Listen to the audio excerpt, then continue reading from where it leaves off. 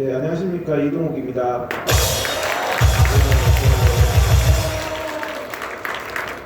오늘 제가 뭐 지방에 회의가 좀 있어가지고 그래서 조금 이야기를 구했습니다. 우리 여기 선배님도 계시는데 오늘 이제 제가 뭐 또 먼저 올라오게 된 것은 저는 이번에 정부가 발표한 걸 보고 정말 제가 살면서 이런 일이 있을 수 있을까 하는 이런 생각을 했습니다. 교회에서 모임하면 형사 처벌하겠다. 어떻게 요즘에 공산국가에서도 없는 일인데요. 정말 충격적이고 심각한 얘기입니다. 그래서 저는 저 정부 발표 자료를 오늘 두 개를 가져왔는데 제가 한 말에 그 정부 자료인데요. 다음 슬라이드 저기 정부 자료에 있는 박스 안에 있는 겁니다. 저거는 정부에서 만든 거 문재인 정부가. 근데 저기에 내용에 보면 교회에서 성경 공부하면 처벌한대요. 네? 교회에서 기도회 하면 처벌하겠대요. 저는 뭐 있는 사실 그대로 말씀드립니다. 교회에서 통성기도 하면 처벌하겠대요.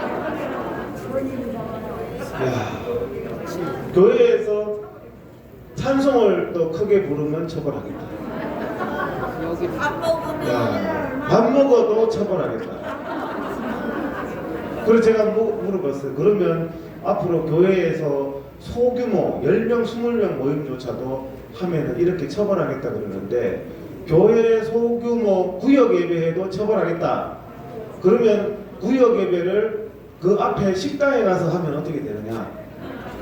그건 괜찮대요. 앞으로 소규모 10명, 20명이 식당에서 교회 모임을 하면 어떻게 되느냐? 교회에서 하면 처벌하니까 성도 집에서 하면 어떻게 되느냐? 그러니까 어떤 목사님이 저는 이제 팩트만 여러분한테 말씀드리는데 이거는 목사님한테 전해 들은 얘기예요. 자기가 정부에 물어보니까 식당에 가가지고 교회 다니는 사람들이 10명 모여서 밥 먹는 건 된대요. 근데 거기서 성경책을 펴는 순간 처벌된다. 네? 기가 막힌. 이거는 뭐 그 목사님이 그러시는데 이 정말 기가 막힌.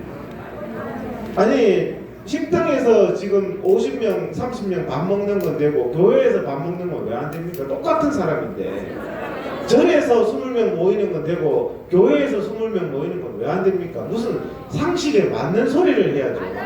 사람이 모이는 게 위험하면 절이든 교회든 식당이든 전철이든 다 모이지 말아야 되고 사람이 모이는 게 위험하지 않으면 왜 교회만 모이지 말라고 하냐. 이건 빨갱이 방역입니다.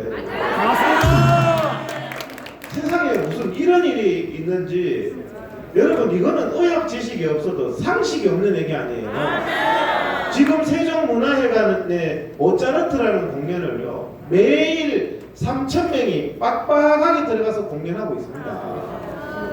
공연은 3,000명 모여서 해도 되고 그러면 오페라 하는 가수는 제가 오페라 보러 갔어요. 오페라 유령을 제가 직접 봤습니다. 1,700명이 바글바글하게 깜짝 놀랐어요. 제가 한 칸씩 여기처럼 뛰어왔는 줄 알았더니 우리는 안 뛰어왔는데요. 공연은 필요 없대요. 다 의자에 딱딱 어깨끼리 닿아서 앉아요. 1,700명이 3,000명이 그렇게 지금 공연을 하고 있고 그 안에서 음식까지 먹더라고요. 근데 공연은 괜찮다.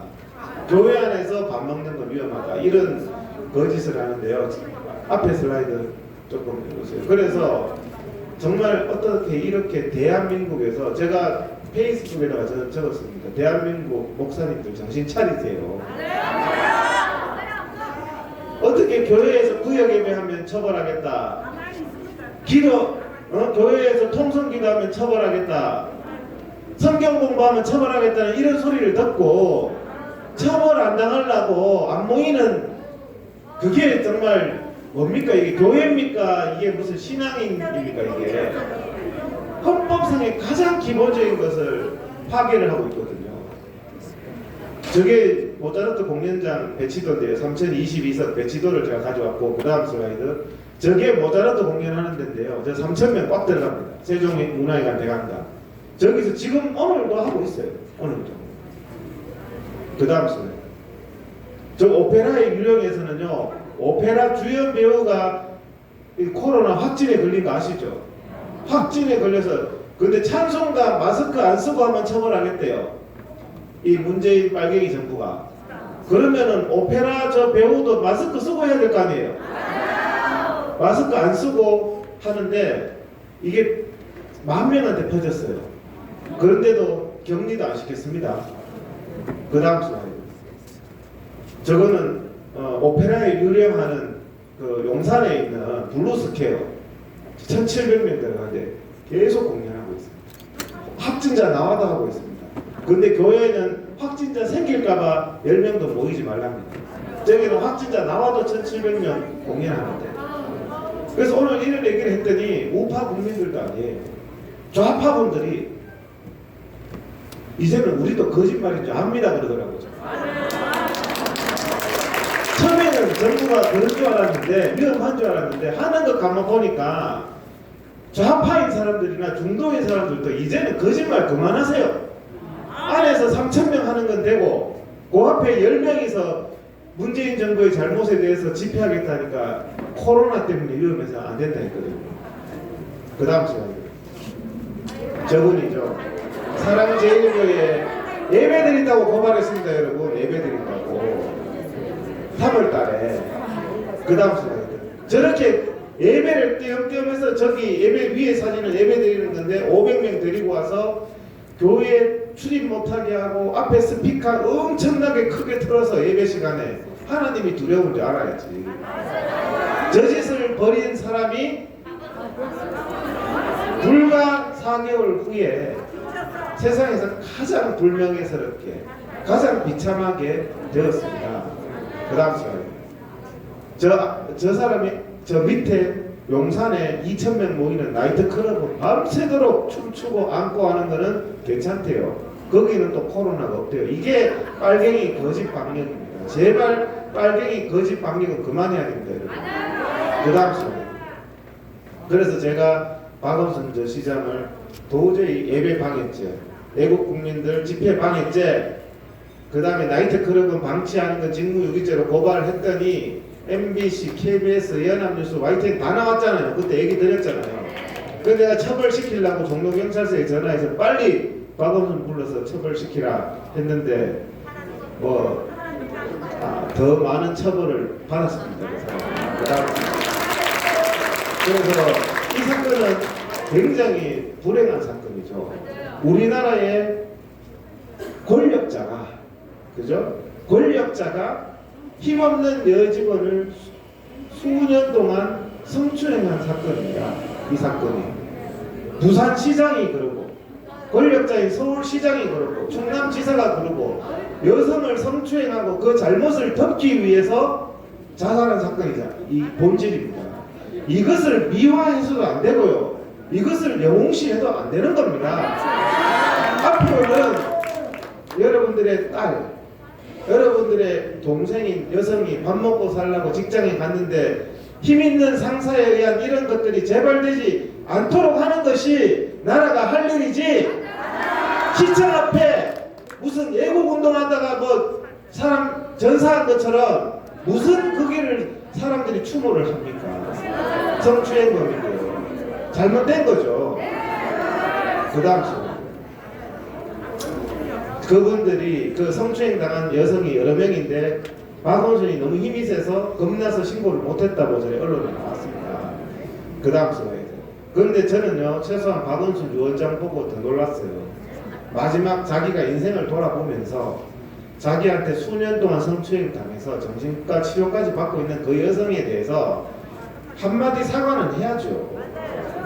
한마디 사과도 없고요. 저희 원장 보면 자기를 미화하는 것밖에 됩니다. 어떻게 마지막 순간까지 인생을 돌아보면서 그렇게 이중적이고 위선적일 수 있을까 하는 생각을 했습니다. 그 다음 저 박원순은 성추행 범죄도 해방됐고요. 우리를 탄압해서 우리가 억울해서 고발한 것도 다 해방됐는데 어제 저한테 여러 명이 전화 왔어요. 여기 있는 연자분들 다 고발당하셨는데 많이 전화 와가지고 야 이제는 우리도 괜찮은 거예요. 박원순이 고발한 거는 앞으로 3년 5년 그 박원순이 뿌렸는 그 거짓의 씨는 우리가 계속 감당을 해야 됩니다. 경찰서 가서 조사받고 법원에 가서 재판받고 그 박원순 당신은 이런 부분들을 정리하고 가야지. 당신 때문에 수없이 많은 외국 국민들은 앞으로도 당신의 남긴 거짓으로 고통을 받게 돼 있다는 겁니다. 그 다음 순간. 그래서 30만 명이 넘는 분들이 이거를 국민 세금으로 5일장으로 국민의 영웅으로 해서는 안 된다. 이게 상식 아니겠습니까? 그 다음 순간. 정세균 총리가 교회에서 성경 공부하면 처벌한다고 했습니다. 사랑제일교회 4개월 전에 핍박했던 사람이 어떻게 됐는지 알고 두려운 줄 알아야 됩니다. 저렇게 하기 전에. 그 다음 사람. 이용섭 시장이 광주에 이용섭 시장이 마스크 안 썼다고 교회를 폐쇄했답니다. 그 다음 사람. 자기는 5.18 행사할 때 이용섭 시장 마스크 안 쓰고 했어요. 그래서 제가 증거 사진을 가져왔습니다. 자기는 5.18 행사할 때 영화 보면서도 마스크 안 써놓고 교회에서 마스크 안 쓰고 예배드렸다고 폐쇄하는 분 하나님이 두려운 줄 알아야 됩니다. 그 다음 슬라이드. 정부라는 게요, 이 문재인 정부가 나쁜 게요 독재 정권보다 나쁩니다. 왜냐하면 문재인, 이재명, 박원순 이런 권력자들은 국민의 혈세를 가지고 사는 권력자들, 국민을 보호해야 될 의무가 있는 권력자들은요 국민을 고발하면 안 됩니다. 여러분, 대통령이 고발하고 권력 2인자인 서울시장이 고발하면 힘없는 경찰이 어떻게 유죄라고 안 할 수 있습니까? 경찰이 부담돼서 수사도 못하는 거예요. 대통령이 고발하면요 죄 없는 사람도 넣게 돼 있어요. 권력자가 고발하면 안 되는데 이 정권은요 힘없는 탈북자들, 힘없는 신앙인들, 힘없는 국민들을 권력을 가진 대통령하고 이런 사람들이 얼마나 고발을 해야 되는지 지금 집권층이 이렇게 하면 안 되는 거죠. 최소한 권력을 쥐는 순간에는 국민을 보호해야지 고발하면 안 됩니다. 여러분. 그 다음 순간 이재명이도 대북전단 날리는 사람 체포한다. 이게 지금 네? 힘없는 국민들을 체포하겠다. 그 다음 순간 박원순 당신이 살았을 때 했는 짓이에요. 고발. 사랑제일교회 교인들 다 고발해가지고 어제 신문에 보니까 여기 박원순이가 고발한 게 이번에 다 기소됐어요. 다 유죄로 기소됐더라고요. 사랑제일교회. 아직 당신이 뿌린 악이 그대로 남아있습니다. 그래서 우리는 당신의 죽음을 슬퍼해 줄 수가 없는 겁니다. 그 다음 순간 저는 나이트클럽을 5월달까지 하게 하고요 또 잠시 문 닫고 지금 또 합니다. 그런데 교회는 10명이 성경 공부도 못하는, 이게 말이 됩니까? 저 사람들은 수천 명이 춤추고 노래 부르고 신앙인들은 교회에서 찬송도 못하는, 이게 말이 됩니까? 우리 신앙인들이 정말 이거는 받아들일 수 없는 겁니다. 그 다음 슬라이드. 저 마찬가지죠. 다음. 저 나이트클럽 1,500명, 2,000명이 광란의 밤을 해도 되고 대한민국 정말 이렇게 가면 망할 수밖에 없습니다. 하나님 앞에 기도하는 모임은 기도하면 처벌한다. 이게 무슨 나라입니까 여러분? 다음 슬라이드. 그 다음 뭐 하여튼 저렇게 나이트클럽은, 그 다음 나이트클럽은 이렇게 장례를 합니다. 그 다음 슬라이드. 교회에는 예배드린다고 저렇게 핍박을 하고요. 그 다음 쿠팡 물류센터도 확진자가 수백 명 나왔습니다. 그런데 며칠 만에 영업 재개했는 줄 압니까? 4일 만에 재개했습니다. 4일. 교회는 4일 만에 재개하면은 한 주도 안 쉬어도 돼요. 그렇잖아요. 그 다음 슬라이드. 그 다음 저 탁구장도 엄청나게 쏟아져 나왔는데요. 탁구장은 이 확진자가 막 쏟아져도 영업 정지도 안 했어요. 서울 시내 박원순이가 350개 탁구장을. 그 다음 부산시 나이트클럽도 다 영업합니다. 그 다음 경남 나이트클럽 다 영업합니다. 지금 유흥업소. 그 다음 인천도 다 합니다. 다음 대구도 다 합니다. 대구 나이트클럽도. 그 다음 서울도 경제 역량을 고려해서 나이트클럽 다 영업하라. 박원순이가 저렇게 했단 말이에요. 나이트클럽에 수천 명은 다 하고 룸살롱은 다 하면서 교회 소규모 모임은 형사처벌하겠다. 이게 상식이 안 맞잖아요. 그 다음 이게 공산 방역인데요. 문재인 정부가요. 이제는 코로나 검사에서 양성이 나와도 격리 해제해라.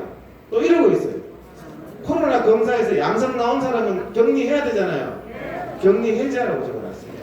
의사들도 이해가 안 된대요. 그 다음 저 국민일보에 그래서 보람의 병원에서 나 양성 나왔는데 집에 가라 그랬대요. 아 저는 코로나 양성인데 집에 가서 가족들한테 옮기면 어떡하나요? 그러면 집에 가족들한테 옮길 것 같으면 여관 가라. 여관에 가면 어떡하나요? 여관에 가면 사람 옮기는데요. 했더니 놀라운 저 기사에 있는 내용이 놀라운 말입니다. 뭐라 그런 줄 알았어요? 보건소 공무원이 여관 가서 확진자라고 말하지 마세요. 이러고 있습니다.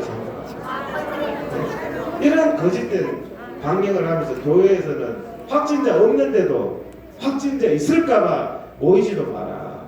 예배도 드리지 마라. 찬송도 하지 마라. 이러고 있거든요. 그 다음 이게 빨갱이 방역입니다. 그 다음 이게 지금 그 다음 저기 광주잖아요. 광주에서 같은 날 같은 시간에 외국 국민은 집회하면 코로나로 형사처벌하고 민노총은 같은 날 같은 시간에 저렇게 행사를 하고 이런 거짓된 방역을 하고 있습니다. 그 다음 저기 전부 다 그 5.18 행사 보수 국민은 행사하면 형사처벌. 응? 저 자기들은 마스크도 안 쓰고 실내에서 다 행사. 그 다음 지금 제가 사진 찍어 왔는데요. 2월 22일부터 저 현수막 올해도 써먹습니다. 2월 22일부터 서울시내 광화문 집회 금지 저렇게 해서 아직도 붙어 있어요. 현수막 본전 뺍니다. 지금 3월, 4월, 5월, 6월, 7월 5달 동안 집회 결사의 자유를 완전히 문재인 정부의 거짓을 막기 위해서 제 눈에는 저게 문재인 정부의 부적 같아요. 도시에 붙여놓는 부적. 문재인 정부 지켜주는. 그 다음 순간.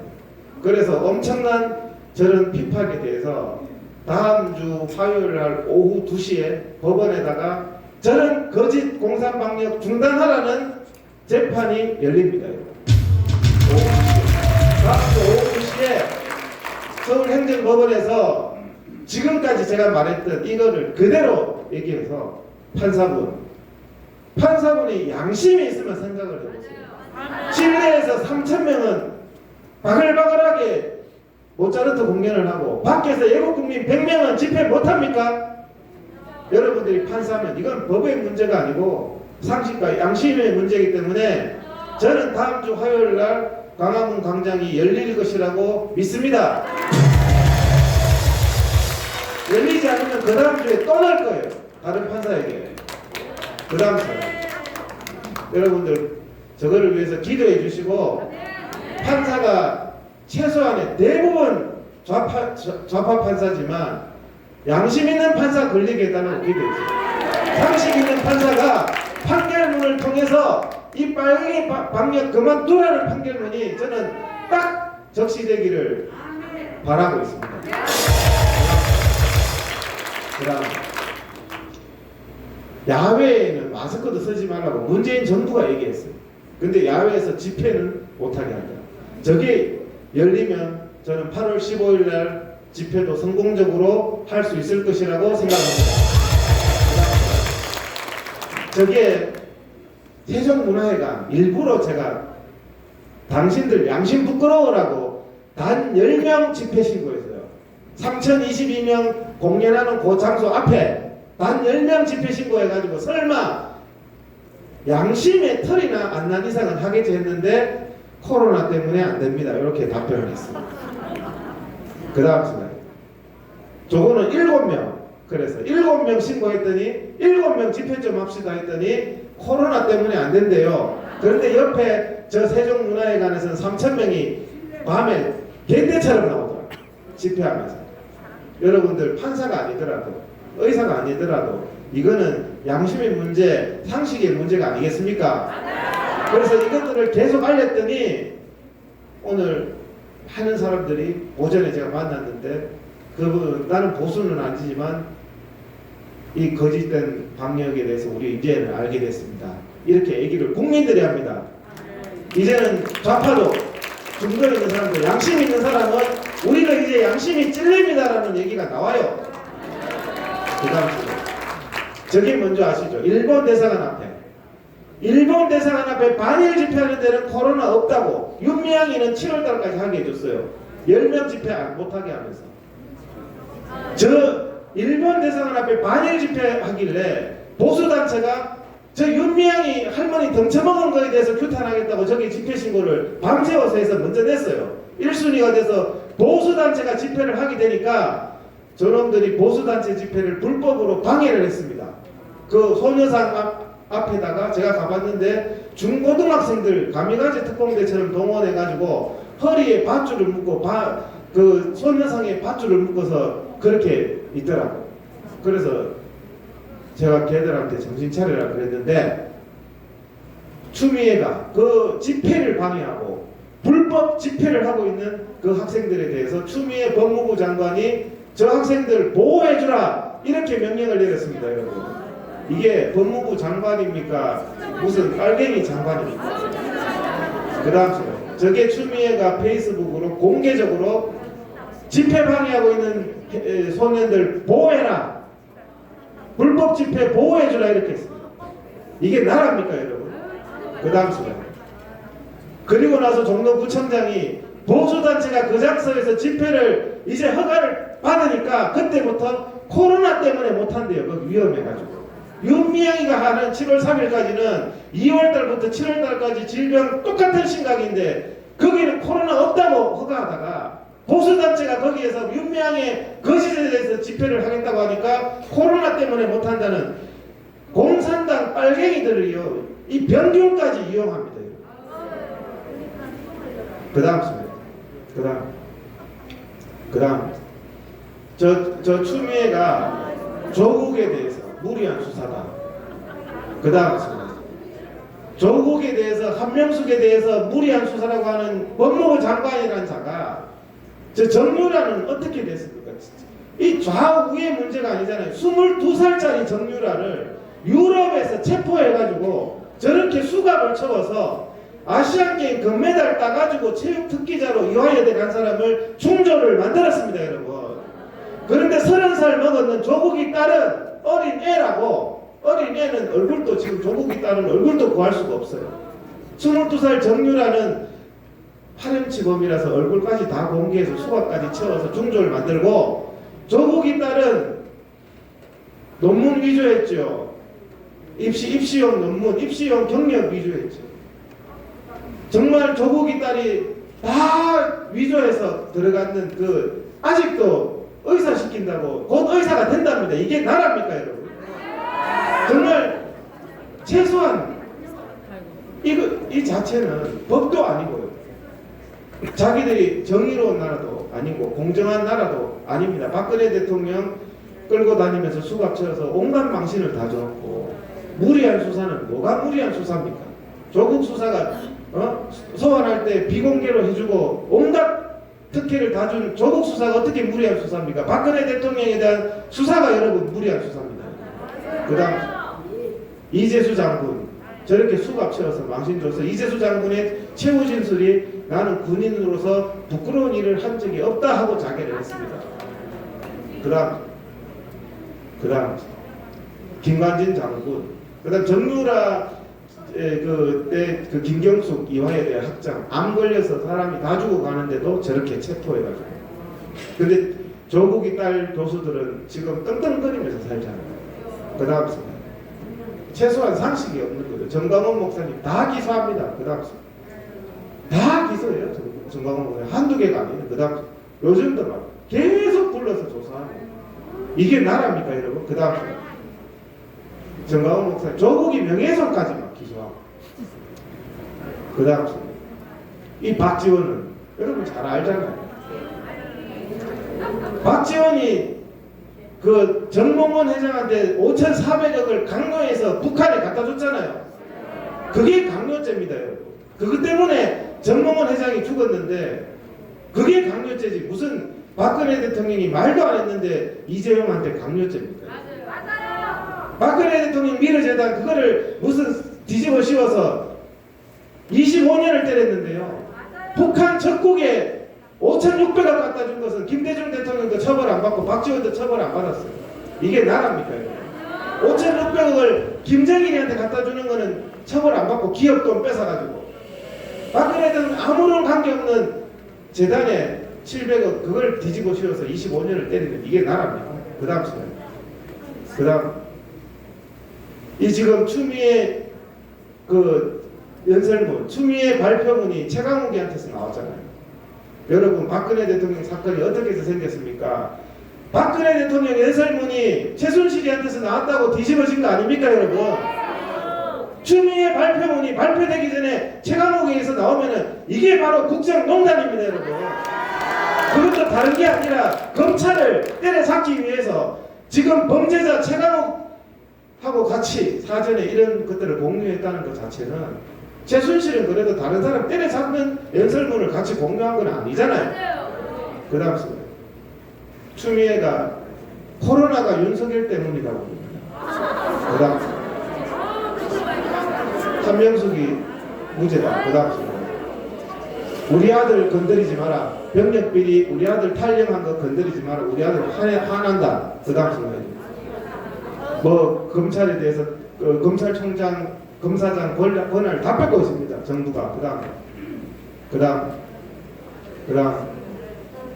검찰개혁의 적임자는 황운하다. 울산 선거 부정 범죄자 황운하가 검찰을 개혁해야 된다고 법무부 장관이 국회 가서 얘기하는 나라가 됐습니다. 그 다음 미친 나라죠.